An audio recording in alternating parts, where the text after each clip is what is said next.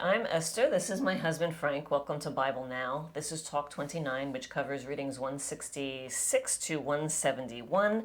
We're getting into the book of Isaiah for 3 weeks. So we're going to be going 4 chapters at a time. This talk covers chapters 1 through 24. Okay, so let's talk about Isaiah a little bit, some helpful hints as we read it. Isaiah is a very big book, and it lacks a narrative story. Remember in Genesis how we had the story of the family of Abraham? This isn't that, okay?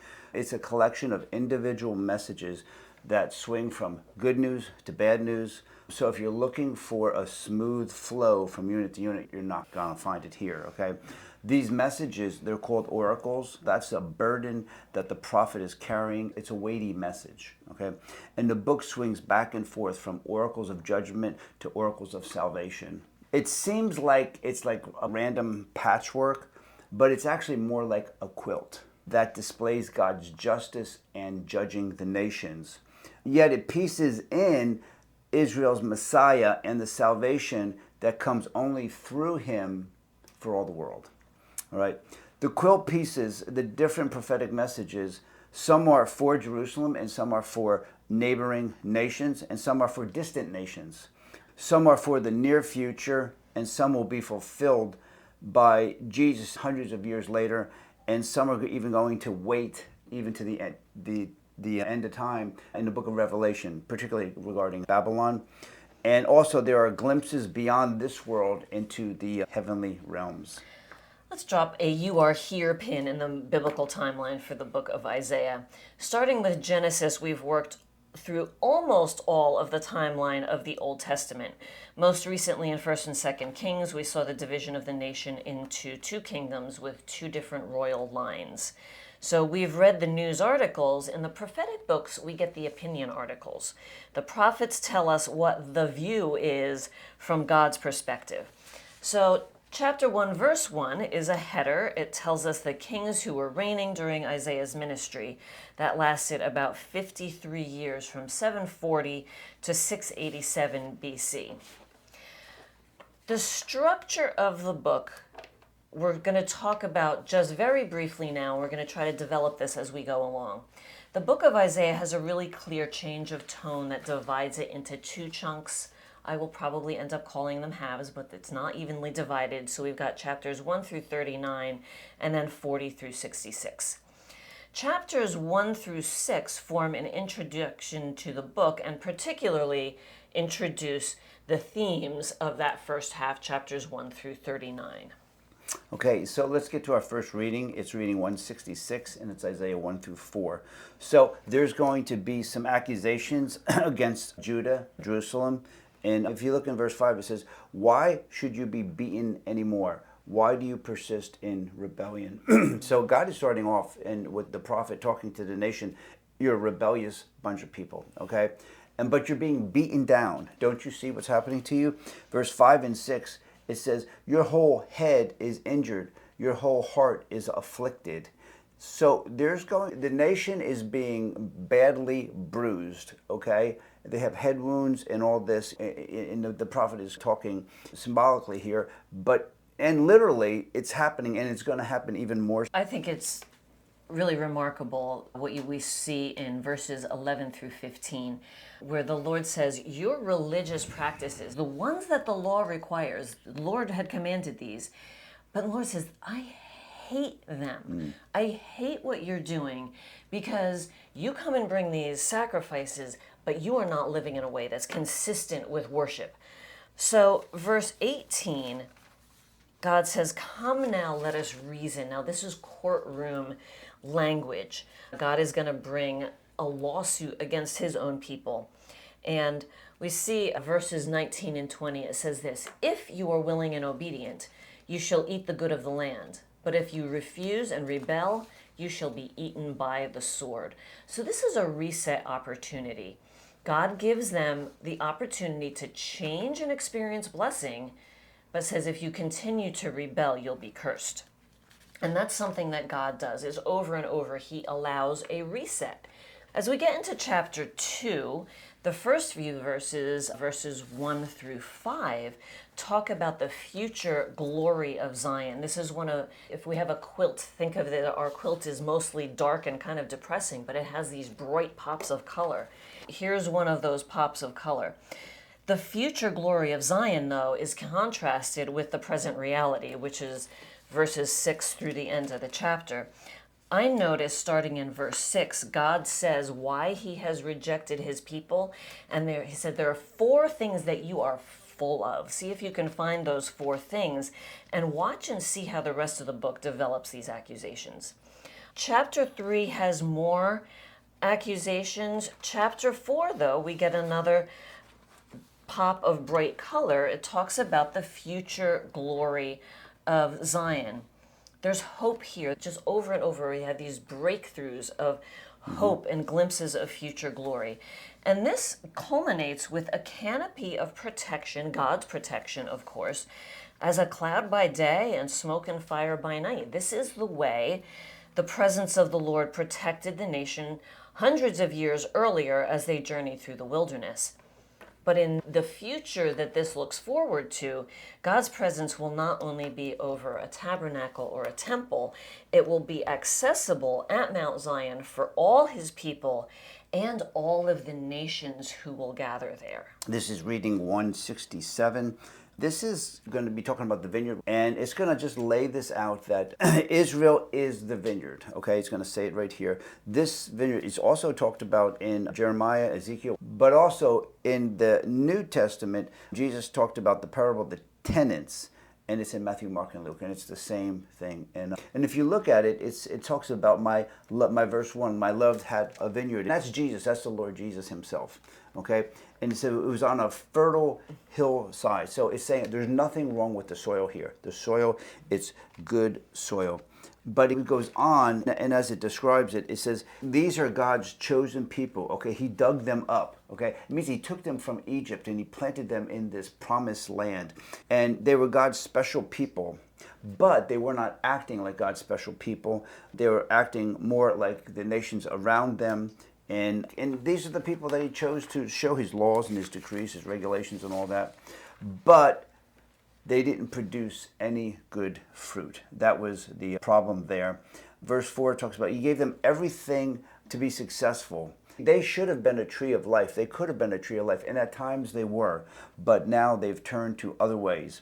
In verses 5 and 6 is talking about for approximately 500 years, God had protected this land from any of the major kingdoms. But in verse 5 and 6, he's talking about the hedge. He has taken that hedge of protection away from his people. And here it's the vineyard, okay? But it's about his people. And he's going to allow foreign armies, okay, start with Syria, Babylon, to come in. And these nations are going to be used as God's agents, God's wrath to disobedient people, and God's going to judge his own people. As you go through the chapter, verse 8, there's going to be 6 woes after that, okay? And verse 18, they're mocking God, they're challenging God, they're rebelling against God.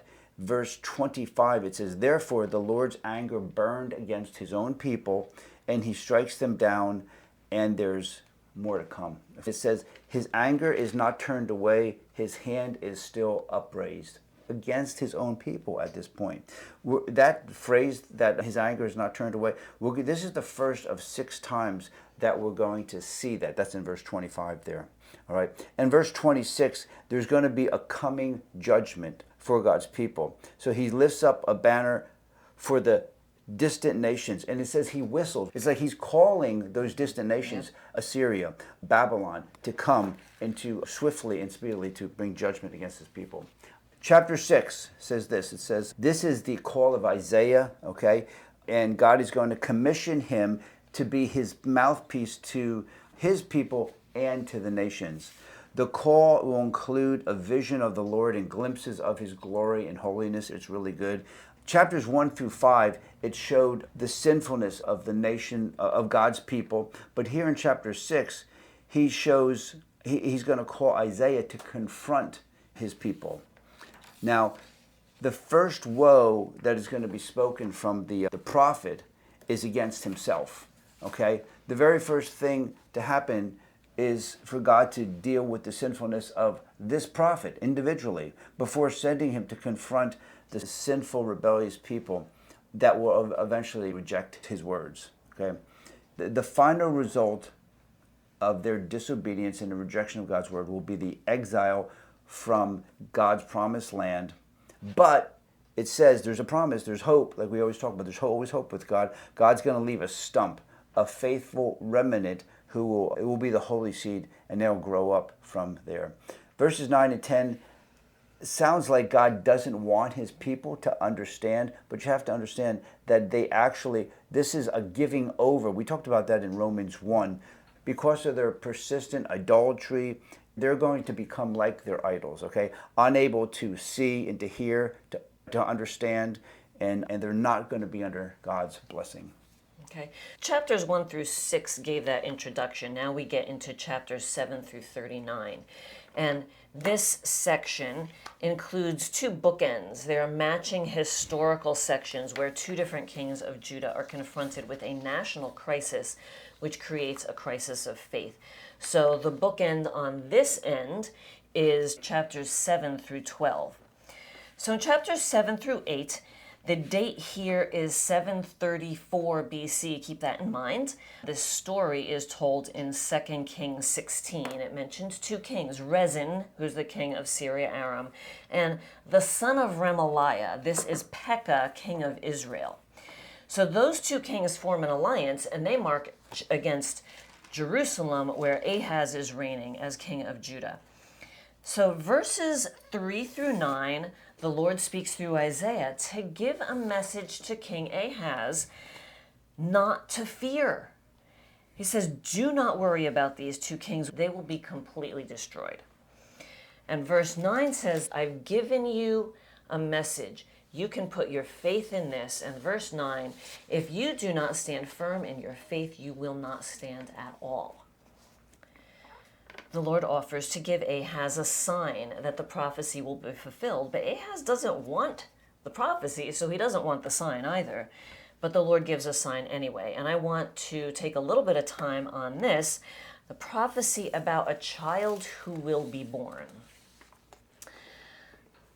Verse 16 says about him, before he knows how to refuse the evil and choose the good.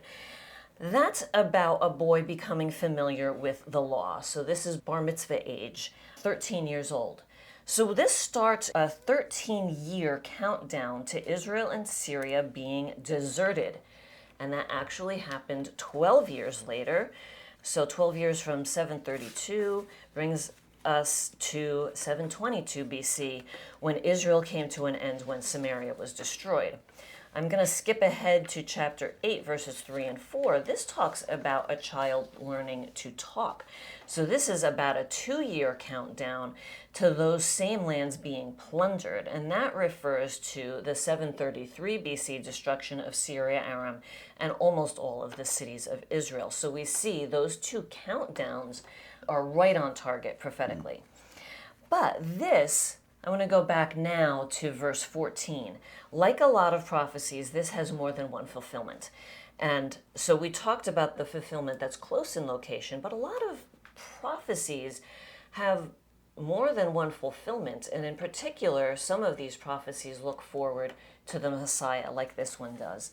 And it's amazing that in such an evil, dark time, the Lord offers a sign that's one of the most significant messianic prophecies in the entire Bible, that the Messiah will be born of a virgin. That is another huge pop of very bright color in our quilt. Yeah. But again, Ahaz didn't want that sign because he had already decided what he was going to do. He makes a deal with the devil. He goes to Tiglath-Pileser, king of Assyria. He says, I want you to handle Israel and Syria for me. More details in 2 Kings 16. Ahaz exchanges God's protection for Assyria's protection, which he has to pay for. And in the process, he surrenders the sovereignty of God's chosen people to a nation hostile to God.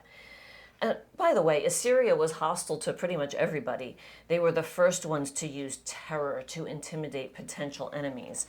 Their treatment of conquered people was so horrific that enemies often surrendered without a fight. So by his actions, Ahaz has put Judah under Assyria's domination, and once you start paying to tribute, you can't safely stop. Here is where Ahaz's evil really kicks in. Not only is he paying tribute, but he really has to appease the king of Assyria by dismantling parts of the temple and replacing the Lord's altar with an altar that mimics one in Damascus. If we flip over to verse 19, we find out that although they didn't want the message from the prophet of the Lord, they were happy to get messages from mediums and necromancers. That's forbidden activity.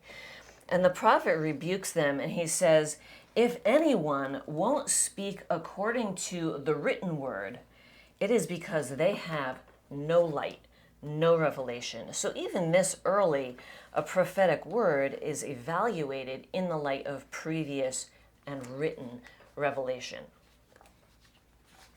Now we're going to get over to reading 168. I'm going to start in Isaiah chapter 9. The future king is going to be chapters 9 through 12. Okay, this is the Messianic king that's going to eventually come. We're going to talk about him. And this is going to be right after the failure of Ahaz, which Esther just went over, and more broadly, all the kings of Judah. Okay, so let's look over in chapter 9, verses 1 through 5. It says, a light is dawning. This is another pop of color in the quilt, okay, if you will. Verse 6 and 7 is going to be saying, a child, for us a child is born, a son is given, and the government will be on his shoulders. And it goes on. And listen, this is what we're talking about because we're seeing a lot of failed governments here with all these nations. And God has got the perfect government, okay? And he's laying a picture of it. It's going to be a messianic king and it's going to be with a reign without end. And it's going to be such an amazing messianic prophecy. This really is. This is one of our great ones, okay? Again, all the local and distant empires are rising and falling, okay? But of the increase of his government, okay, the messianic one, there will be no end. It will be a reign of justice and righteousness. But before we get to that perfect government, okay, the perfect messianic king, there's going to be a judgment. A judgment is decreed in verses 8 and 9, and it must be carried out fully. Okay, there's a repeating verse in verses 12, 17, 21, and it's actually also in 10:4. It says, yet for all this, his anger is not turned away, his hand is still upraised, which means judgment is coming, there's no doubt. Let's turn over to chapter 10. Starting in verse 5, and we're going to see God's judgment against Assyria.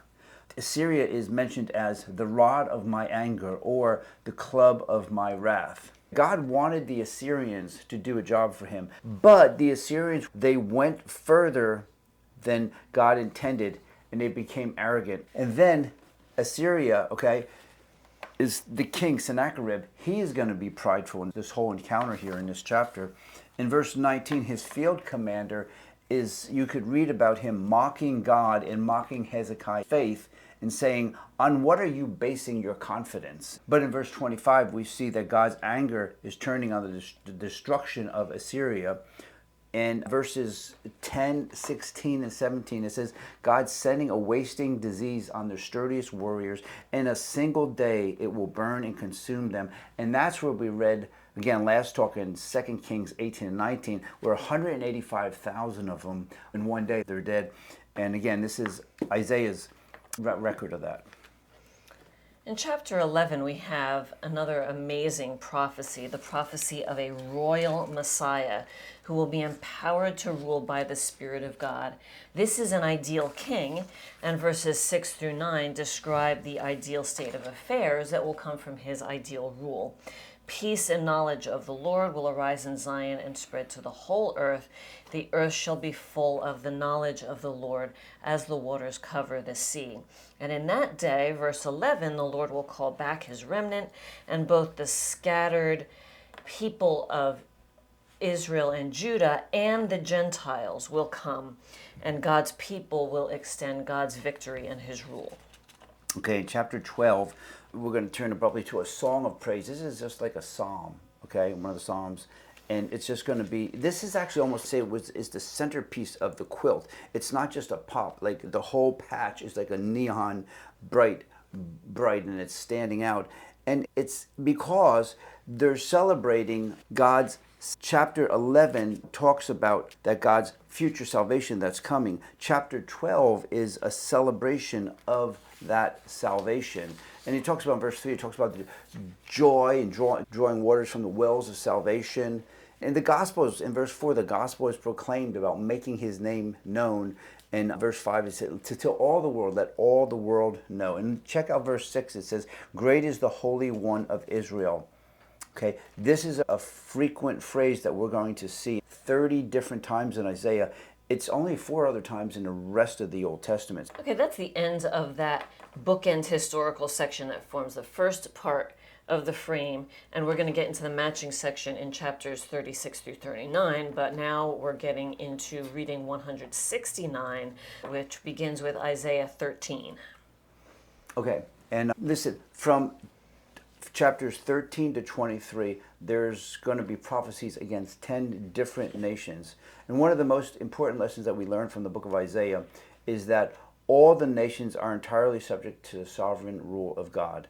God's rule is not limited just to Israel. He holds all the nations for all time accountable for their deeds. Okay? Hebrews 4:13 says it like this: nothing in all creation is hidden from God's sight. Everything is uncovered and laid bare before him to whom we must give an account. Okay, so first we have an oracle about Babylon in chapters 13 and 14. Now, Babylon had been a powerful empire centuries earlier and was about to become powerful again. But remember, in Genesis, we had the story about the Tower of Babel. From that point on, Babylon becomes a symbol for arrogance and rebellion against God and trampling on the weak and a lust for power. So the day of the Lord is going to come eventually against the Babylonian Empire. But it's not just about Babylon. It's a cosmic battle against evil, which is why they're using language of the sun and the moon and the stars not giving their light. When we get farther into chapter 14, we see verse 7, when Babylon is destroyed, the whole earth is at rest and quiet, and they break forth into singing. The restored people of Judah are then going to turn and mock the king of Babylon, who, just like the empire he ruled, is the embodiment of evil. And he's so sold out to do evil, we see starting in verse 12, that the evil king of Babylon picture here blends with a Satan picture, and apparently gives us a little bit more information than we had in Genesis of where the serpent that tempted Eve came from. So the lesson we get from these passages is that behind the authorities and systems of this world are real spiritual forces. So we can't fight spiritual battles as if they're interpersonal or military or political. Our struggle is not against flesh and blood. Ephesians 6 tells us, and 1 Corinthians 10 tells us that the weapons of our warfare are not carnal.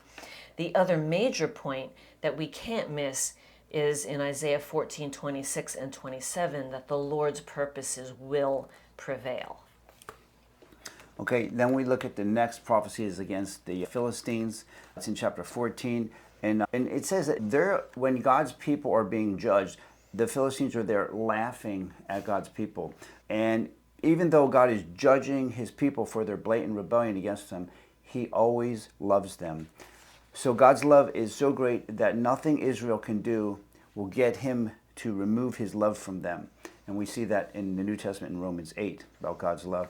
However, God is a judge, and he's the only perfect judge. His judgments are perfect, and he can pronounce perfect judgment while maintaining his love for his people.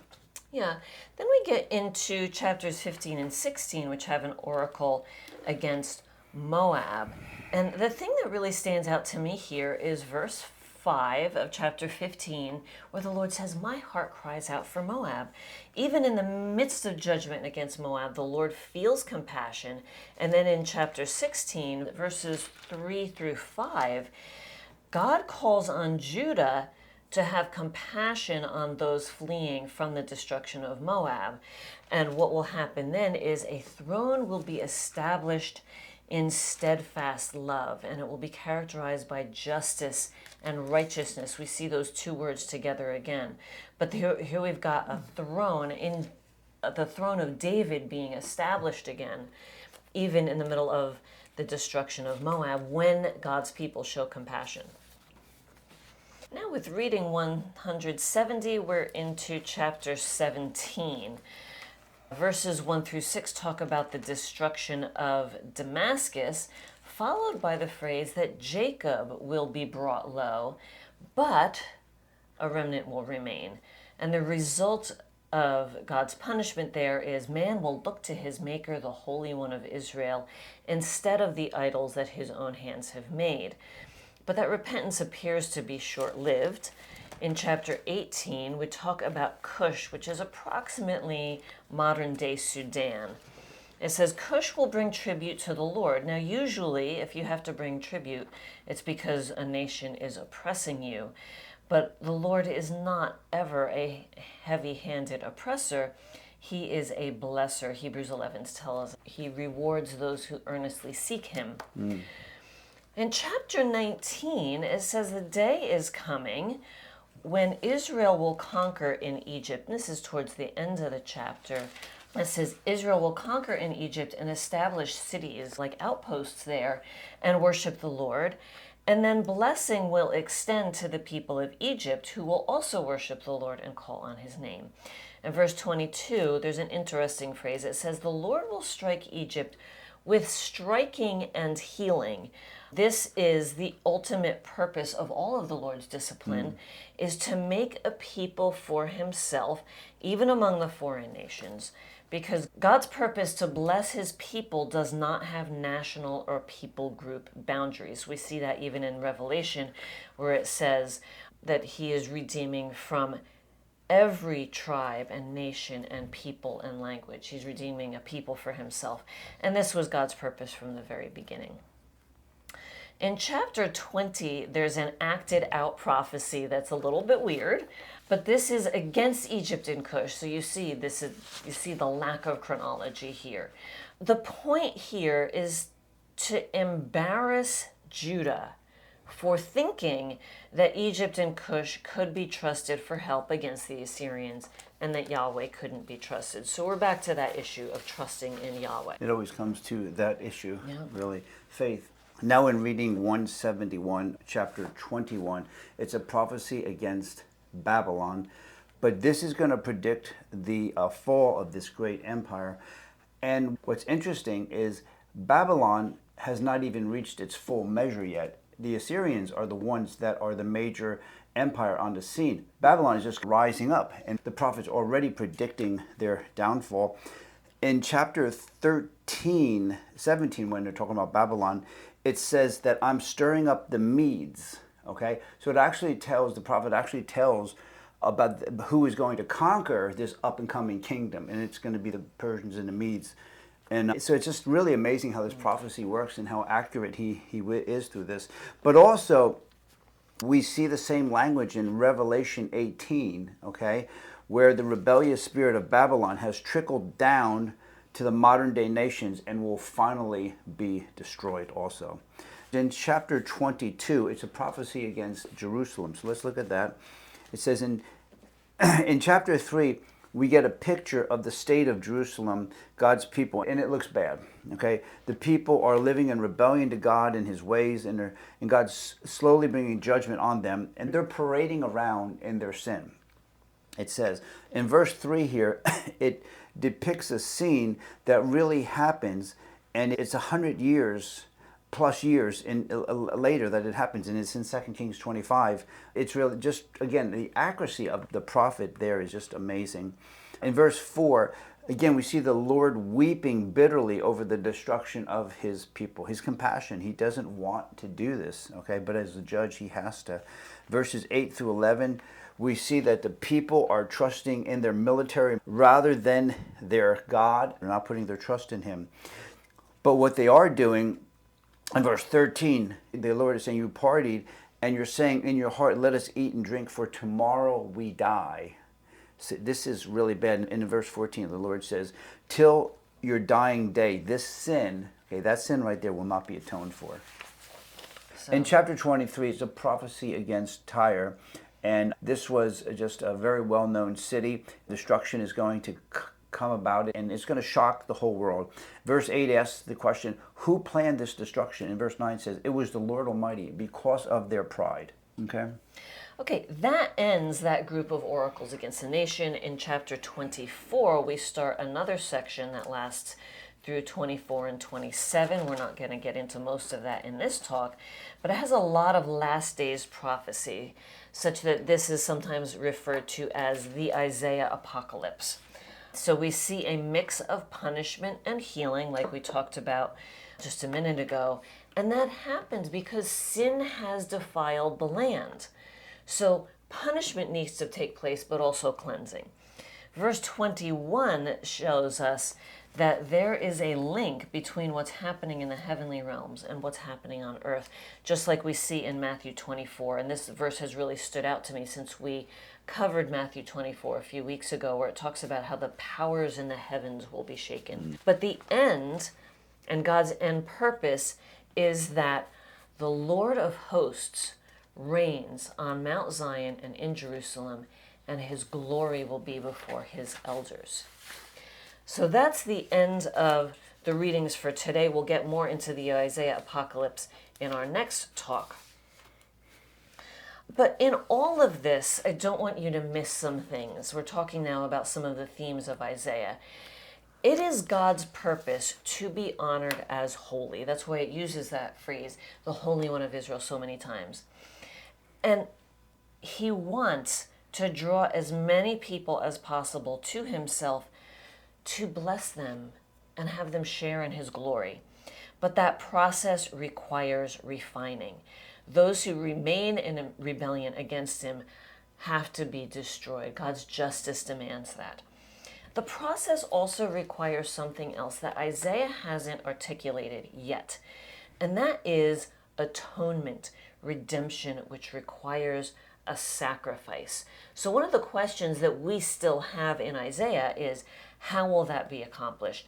Now, we know that Jesus is the answer, but Isaiah is making a huge theological contribution by carefully and slowly developing this concept.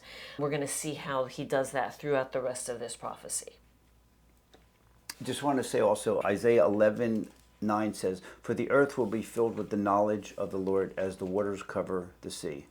And just as some of these prophecies we spoke of in Isaiah have come to pass already, that they've come, Jesus said it like this: this gospel will go into all the world, and then the end will come. And that's, again, spoken by Jesus. So all the nations and all the people have sinned against the Holy One of Israel. And Romans says that there is no one righteous, no, not one. So each one of us are accountable to God, to whom we must give an account. But what do we do? What do we do about the sinful state?